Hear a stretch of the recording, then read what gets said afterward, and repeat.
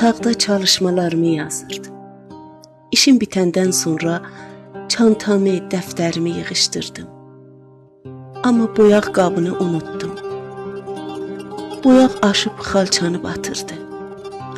Atam məni pis iş gördüyümə görə döyməyə gəldi. Qaçdım, mən qaçdım, atam qaçdı. Axırda atam məni tutdu. Yalnız vurmağa başlayanda tumanımın cırığını gördü.